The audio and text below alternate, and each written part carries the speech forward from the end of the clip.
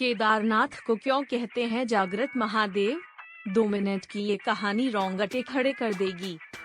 एक बार एक शिव भक्त अपने गांव से केदारनाथ धाम की यात्रा पर निकला। पहले यातायात की सुविधाएं तो थी नहीं, वह पैदल ही निकल पड़ा। रास्ते में जो भी मिलता केदारनाथ का मार्ग पूछ लेता। मन में भगवान शिव का ध्यान करता रहता। चलते चलते उसको महीनों बीत गए। आखिरकार एक दिन वह केदार धाम पहुँच ही गया। केदारनाथ में मंदिर के द्वार 6 महीने खुलते हैं और 6 महीने बंद रहते हैं। वह उस समय पर पहुंचा जब मंदिर के द्वार बंद हो रहे थे। पंडित जी को उसने बताया वह बहुत दूर से महीनों की यात्रा करके आया है। पंडित जी से प्रार्थना की, कृपा करके दरवाजे खोलकर प्रभु के दर्शन करवा दीजिए। लेकिन वहाँ का तो नियम है, एक बार बंद तो बंद, नियम तो नियम होता है। वह बहुत रोया, बार बार भगवान शिव को याद किया कि प्रभु बस एक बार दर्शन करा दो। वह प्रार्थना कर रहा था सभी से, लेकिन किसी ने भी नहीं सुनी।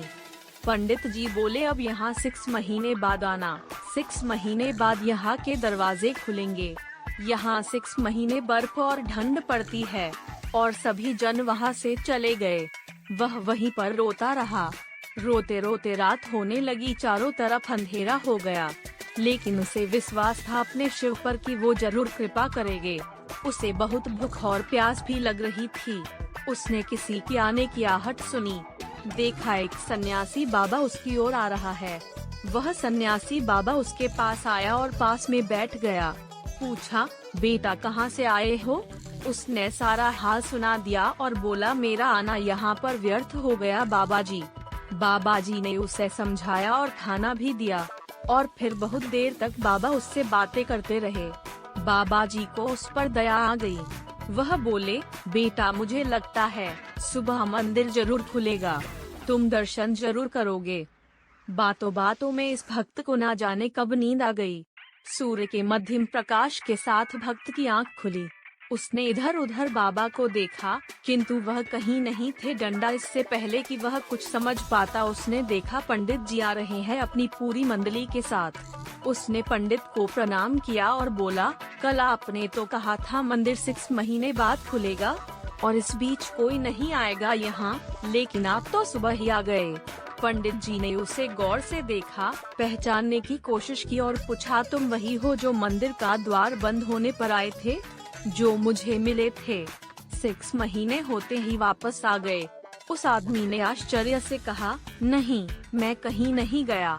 कल ही तो आप मिले थे, रात में मैं यहीं सो गया था, मैं कहीं नहीं गया। पंडित जी के आश्चर्य का ठिकाना नहीं था।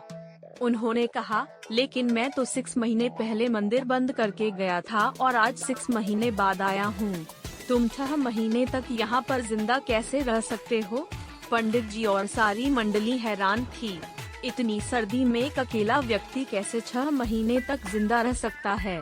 तब उस भक्त ने उनको सन्यासी बाबा के मिलने और उसके साथ की गई सारी बातें बता दी कि एक सन्यासी आया था, लंबा था, बड़ी बड़ी जटाएं, एक हाथ में त्रिशूल और एक हाथ में डमरू लिए, मृगशाला पहने हुआ था। पंडित जी और सब लोग उसके चरणों में गिर गए। बोले, हमने तो जिंदगी लगा दी किंतु प्रभु के दर्शन ना पा सके। सच्चे भक्त तो तुम हो। तुमने तो साक्षात भगवान शिव के दर्शन किए हैं।